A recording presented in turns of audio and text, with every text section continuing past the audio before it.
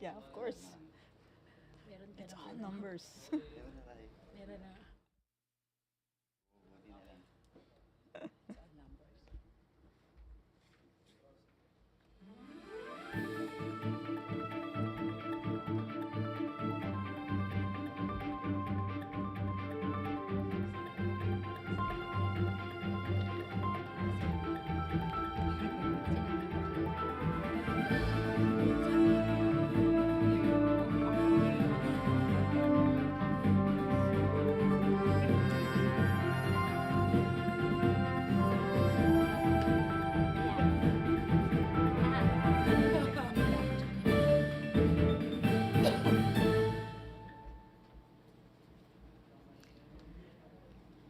Magandang umaga, Malacañang Press Corps, and welcome sa ating press briefing ngayong araw, August the 3rd.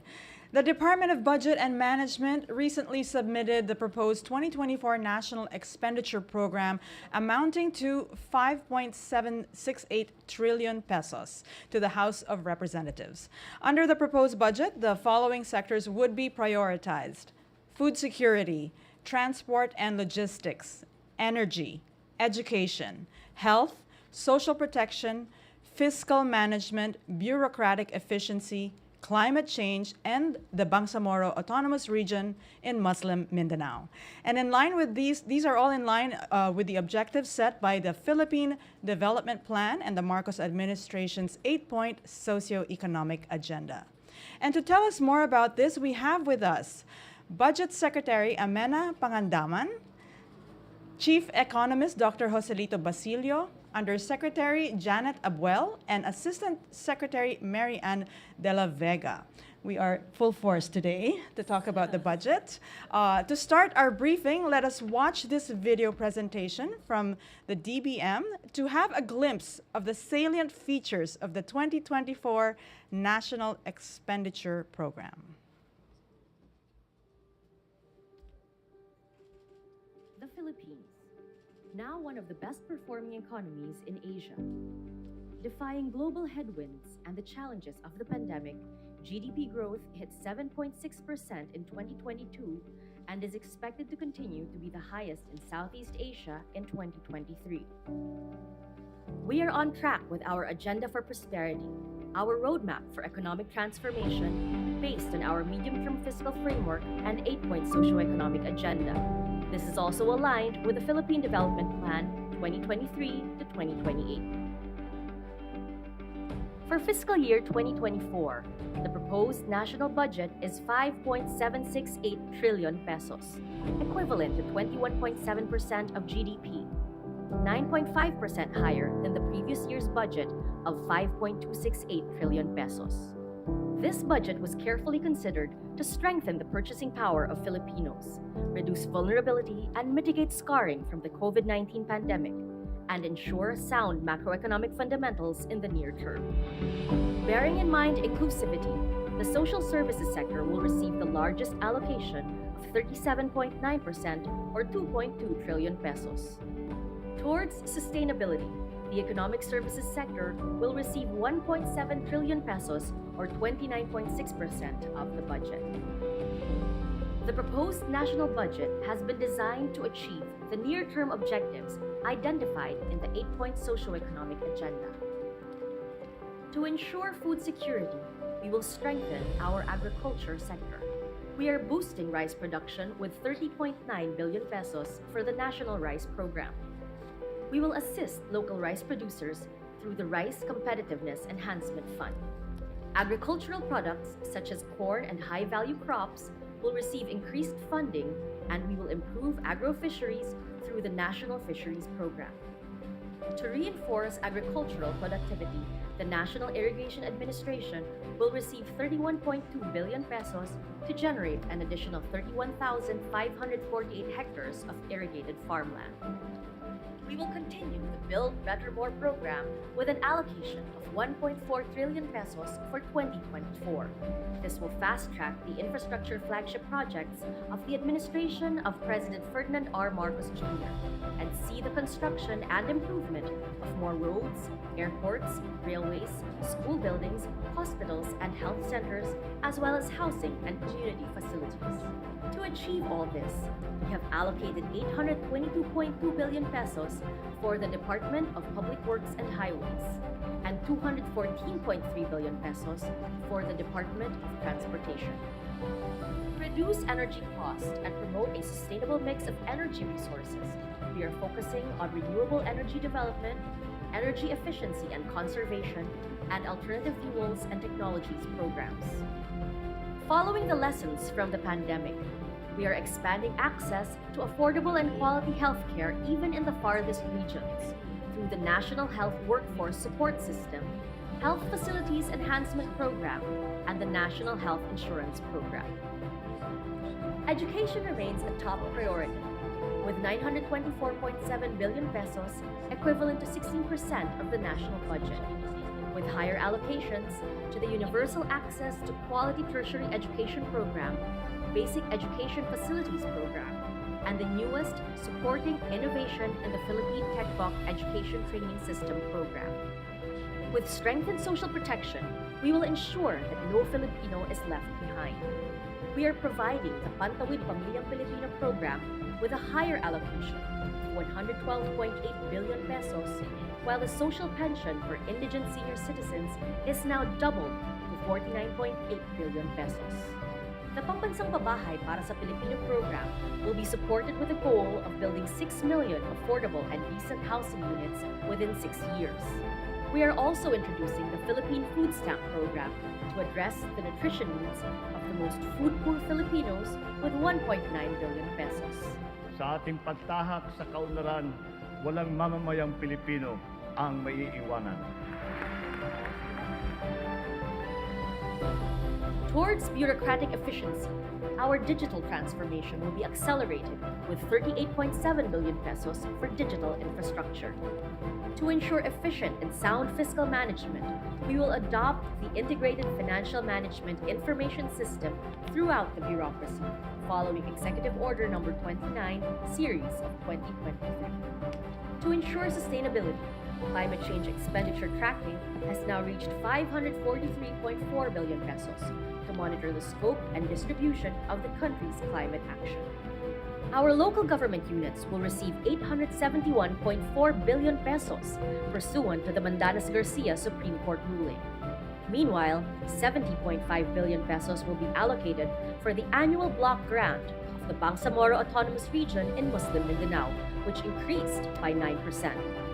We have also allocated 1 billion pesos for the Support and Assistance Fund for Participatory Budgeting to accelerate access to safely managed water supply and sanitation services in lagging municipalities nationwide. These will be identified through local participatory budgeting activities. Finally, in constant pursuit of fiscal transparency and accountability towards an open government, we continue to keep our budget and other releases open to public scrutiny. Through the fiscal year 2024 National Expenditure Program, we are determined to remain on track with our agenda for prosperity, securing a future-proof and sustainable economy. It is our fervent hope that this budget will lay the groundwork for making the country's growth inclusive and sustainable and bring us closer to our goal of a new Philippines, not only for the Filipinos of today but also for future generations.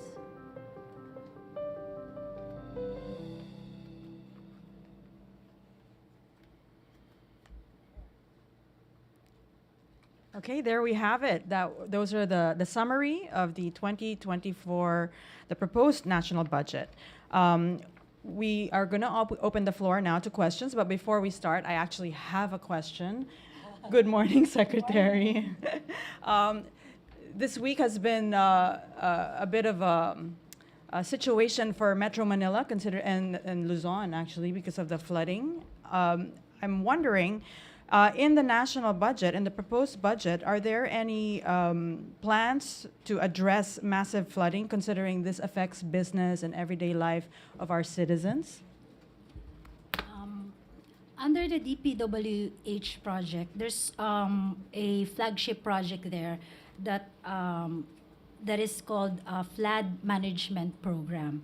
In 2023, for this year, we have a budget of 185 billion. And for 2024, we propose 215.643 billion under the Department of Public Works and Highways Flood Management Program. And on top of this, there are also foreign-assisted projects under KOICA, or Korean Exim Bank. These two projects are the Pampanga Integrated Disaster and Risk Resiliency Project. Tama ba to? And there's one more, yung Bulacan Angat Water Transmission Project. The Pampanga, it's a loan, so we just funded the government counterpart. So for the Pampanga, it's 1.397 billion yung government counterpart. And for Bulacan, it's 7.4 billion. Tama ba? Tama ba? And under the MMDA budget, there is also funding, but this is mostly in Metro Manila.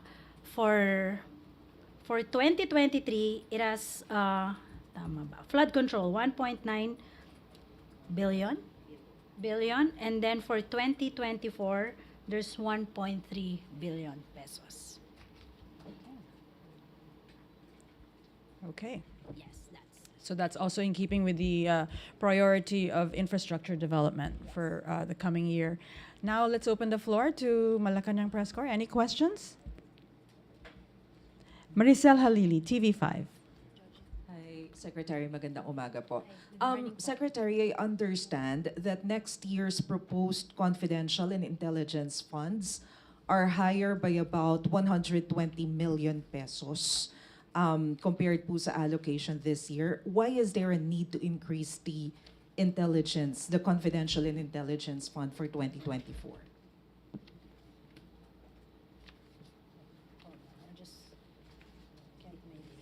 There. Yes, meron pong increase na 120 million for the confidential and intelligence funds. Yung increase po is because meron pong dagdag na confidential funds for the following agencies. DICT, and then there's also an amount for Anti-Money Laundering Council, and may increase din po sa confidential funds ng ano pa ba yung PSG and DICT. Yes. But ano po, just to give context lang po dun sa confidential and intel fund, if you will look po then yung total niya, it's yung percent share niya to the national government, actually it's on a decreasing trend. In 2018 po, ang share po ng CIF sa total national budget is 0.215%. Noong 2019, it's 0.192, 2020, 0.235, 2021, 0.212, 2022, 0.183, 2023, 0.190, and sa 2024 po, it's only 0.176. So, it's the lowest po dun sa time series natin. So, ibig sabihin po yung share po niya dun sa kabuuang budget natin, while you look at it, that it's 10 billion pesos, it's actually ano po, decreasing naman po. Okay. Any other question? Evelyn Quiroz, Filipino Mirror. Good morning. Yep. Good morning, Secretary. Bali, yun pong confidential fund, clarify ko lang, 120 million additional po. Yeah, for both. For the three PSG, DICT, and AMLC. Tama ba? Kasi meron nag-decrease. May mga agencies na nag-decrease. Average siya na 120 for both. Net effect siya. Pwede pong malaman yung sa PSG and DICT, ano pong ina-explain pa ho ba doon kung ano yung, bakit kailangan madagdagan yung intelligence fund nila? May particular, may You procurement want to po answer? ba? Or, Si Secretary. thank you. The microphone. Yes, thank you so much, ma'am. The DICT increase actually will cover the cyber programs of DICT, and that's 300 million. And then for the PSG, that will cover the intelligence activities, usually during the out of country ni Presidente, and that's only an increase of 50 million. Thank you, ma'am. Okay. Alexis Romero, Philippine Star. Secretary, regarding yung sinabi nyo kanina, lower share naman sa budget, hindi ba natural lang na maging lower yung share ng Intel funds sa overall budget given na tumataas naman talaga yung allocations sa basic services, sa infrastructure? So hindi ba parang natural lang na liliit talaga yung I percentage? think what it's important is that yung other sector na tumataas. Yung confidential and intel mo bumababa. When you look at the budget, you look at the share of the different sectors dun sa total budget mo. So pag nakikita mo lumalaki yung social services, economic sector, and maybe general and yung defense, okay siya, 'di ba? Compared to your CIF. So if you look at it it's sa math po, and, 'di ba? It's okay that it's decreasing. But can the administration confidently say that well justified yung allocations, yung proposed allocations na to for Intel funds? Kasi as early as now, may mga nagtatanong na bakit daw tumaas or something like that. Meron, kasi nga po may mga nadagdag na, like DICT po, meron po siyang additional na confidential funds for cybersecurity because we all know that we're pushing for digitalization. And when you fund po for digitalization, kasama po, parallel po yan yung cybersecurity investment. Bakit po siya kailangan na confidential?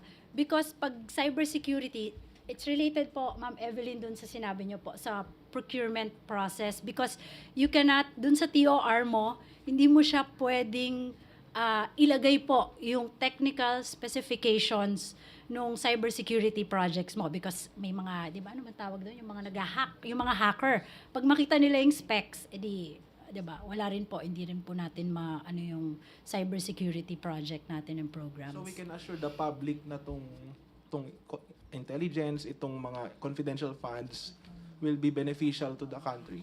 Yes po. And as mentioned yesterday po, yung confidential and intel fund, meron po yan existing joint circular which was released in 2015. The joint circular po is it's quite thick. And nandito po naka-identify kung ano-anong mga projects and programs ang pwedeng i-fund ng confidential and intel fund. And at the same time, meron din po ditong sa Section 4 of the Joint Circular, may detalye din po on how to disburse the funds. So, if you look at it, may accountability din po yung mga finance, admin officers natin, and disbursing officers natin. I can share po the guidelines and the circular to everyone later. Salamat, Sec. Thank you po. Okay. Ivan Mayrina, GMA7. Secretary, nagkaroon po ng kabawasan na 2.93 billion ang budget ng University of the Philippines. May I ask why? Alam niyo po, pag if you will compare the NEP ng 2023 and 2024, nagkaroon po ng increase yung budget. Pero kung i-compare mo po siya sa GAA, because it went already through the Congress, marami pong taga-UP sa House at saka Senate. So, meron po silang mga amendments. I was able to get the projects po, yung mga amendments nila, and most of it po are completion of existing infrastructure projects. So pag completion na po siya sa 2023, we don't need the funding for 2024 po. Wala po epekto ito sa bilang ng mga estudyanteng tatanggapin? And, Wala po. Okay. Wala po. Sa infrastructure lang. Nestor Corrales, Philippine Daily Inquirer. Good morning, Secretary. President Marcos is asking Congress to allocate 1.408 billion for local, foreign missions and state visits for 2024. This is 58% higher than the 893.87 million that was asked by OP in 2023 or this year. May we know what was the reason given why there was a 58% increase? Yung travel po ng presidente, dalawa pong klase yan. Meron pong state visit that they invite you. And then meron din po yung mga investment roadshow. When I was asked previously po dun sa SONA kung ano po sa tingin ko ang nagawa ng this administration in such a short time, I think to bring us back to the map of an investment hub and opportunity po for other countries. Kami po, hindi lang po ang presidente, even the economic managers, if you will notice po, we have been going out of the country to present po the Philippines as an investment hub po. So, I think yung expenses po ng travel, as long as it will be beneficial and mas may advantage po para sa bansa natin, I think okay lang po yun. It's justified.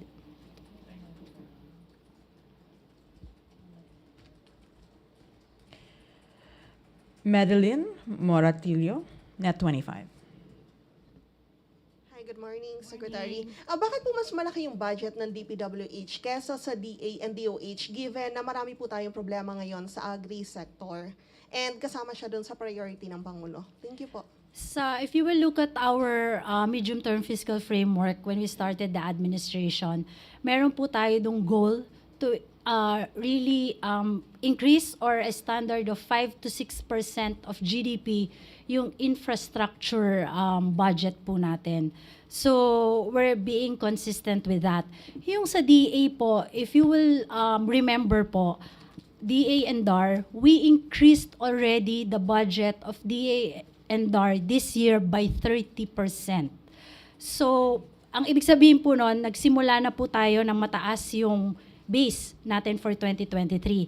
And then 2024, dinagdagan pa natin ng additional 6%. So, mataas na po. For the past, siguro 2 decades, yung agriculture sector po natin, napakababa po ng funding and investment natin po dyan. So I think this administration, tumataas po ang budget natin for the agriculture sector. Okay. Kenneth Pasyente, PTV4. Good morning po, ma'am.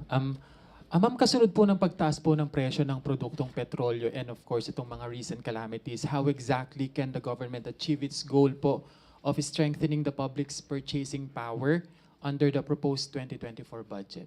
Thank you po. Gusto niyo sagutin? Pwede ko rin naman sagutin.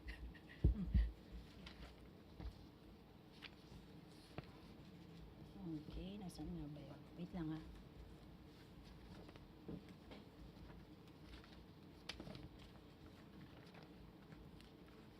Georgie, do you want to start? Hanapin ko lang data ko. Go ahead, sir. Yeah. Thank you. So, as you may see, yung format ng President's message on the budget and the way the budget is presented, there are two main important socio-economic agenda in the near term that are being addressed. So, first, food sufficiency, and then next is yung reduced logistics and transport costs. Of course, there are others like yung energy costs and the social protection program. So yung first three on food security, of agricultural programs which have increased, of course, as is the trend in 2023. For 2024, it will also increase. not only for agriculture, but agrarian reform, and then the attached agencies of the DA. And then on transport and logistic cost, you will see that yung railway projects and other transport system projects of the DOTR as well as DPWH are meant to increase and make smoother yung flow ng goods and services and even of people who market their products abroad. And then within the country and abroad. And then, of course, yung reduced energy cost, there's also an attached increase in programs that encourage private sector participation in renewable energy. And then, of course, if inflation impacts the vulnerable sectors, we still have social protection programs, although nag-decrease siya. But the point now is, after the pandemic and after, for example, the fisher folks and farmers experience the negative effects of higher inflation, there are livelihood programs that are meant to make them recover faster. Okay. Heidi Sampang. Good morning, Secretary. Tama rin po ba na nabawasan po yung fuel subsidy compared po sa 4 billion last year, given po the fact na patuloy pong tumataas yung presyo po ng mga produktong petrolyo? It's the same level. Same level. Ha? Same level as net ng 2023. Same level.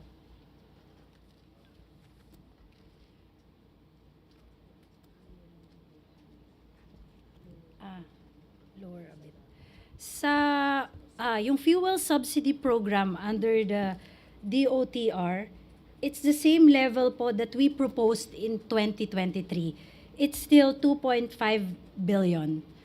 For the proposed 2024 budget, it's also 2.5 billion. Similar to our fuel assistance program under the Department of Agriculture, these are for farmers and fisher folks. It's the same po. 1 billion po sa NEP, 1 billion po sa GAA, and also 1 billion po sa 2024 NEP. Pia Gutierrez, ABS-CBN. Hi, Secretary. For 2024, how much po yung budget natin for the pension of the military and uniform personnel? And nakaapekto po ba dun sa budgeting natin yung proposed MUP reforms that is expected to be passed by the end of the year or early next year?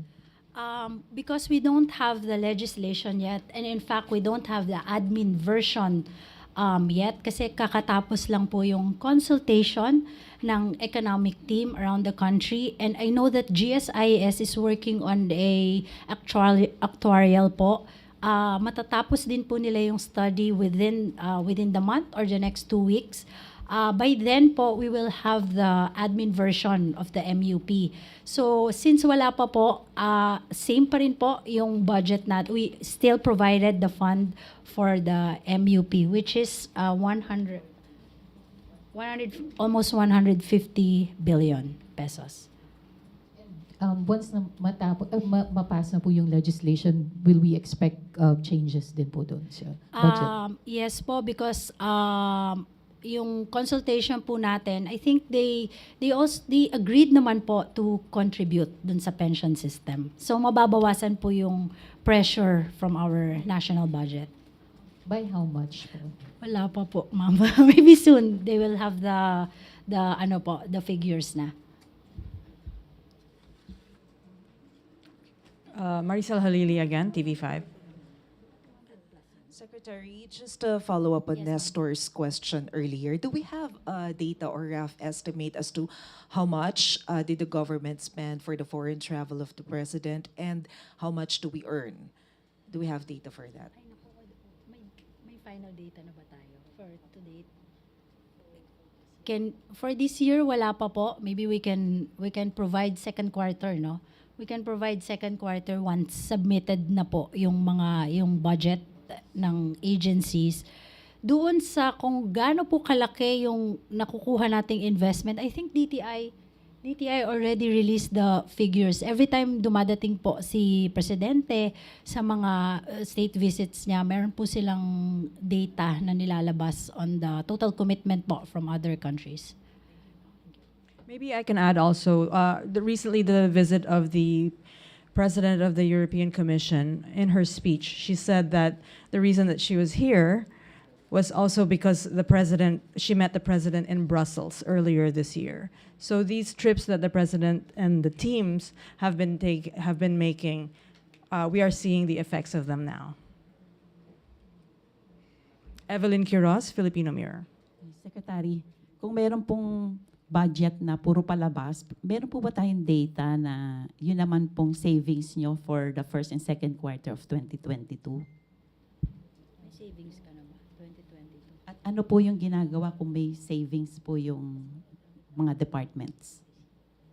Hindi pa natin makikita. Ikaw na. Ikaw na.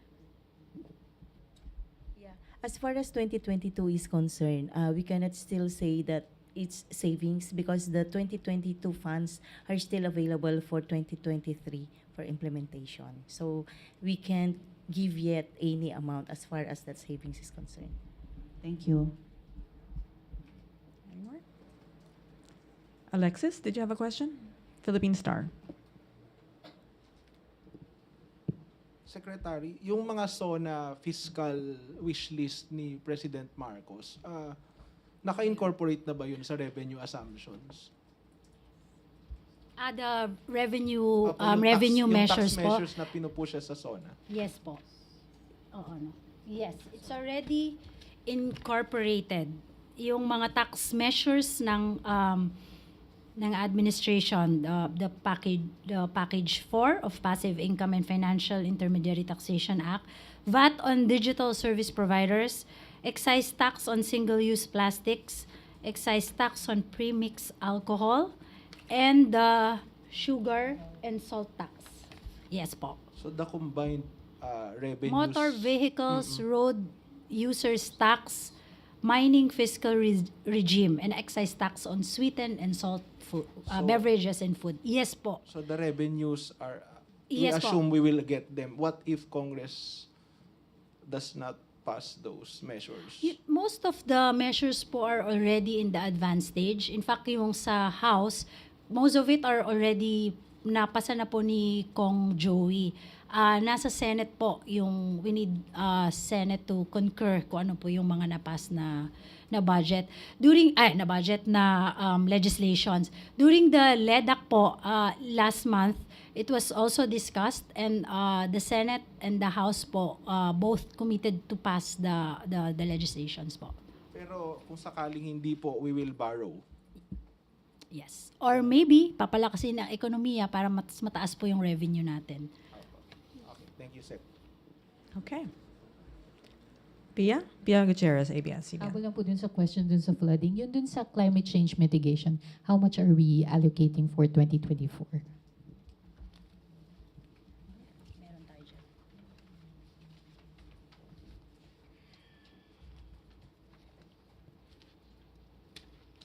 Yeah.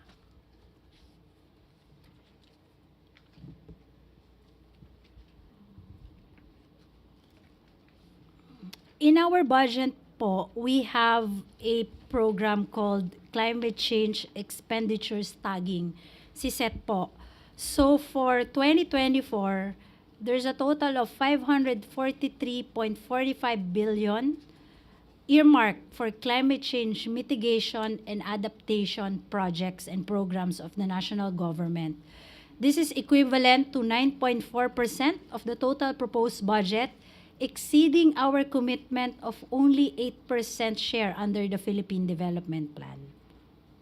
Much of the projects po is for water. If I can just enumerate the projects. For water sufficiency po, 294.46 billion. For sustainable energy, 180.72 billion. For climate smart industries and services, 6.02 billion. For ecosystem and environmental sustainability, 5.95 billion. Another 12.97 billion for knowledge and capacity development. Ano pa ba? Food security, 40.18 billion. Human security, 2.58 billion. And cross-cutting actions, 550 million pesos.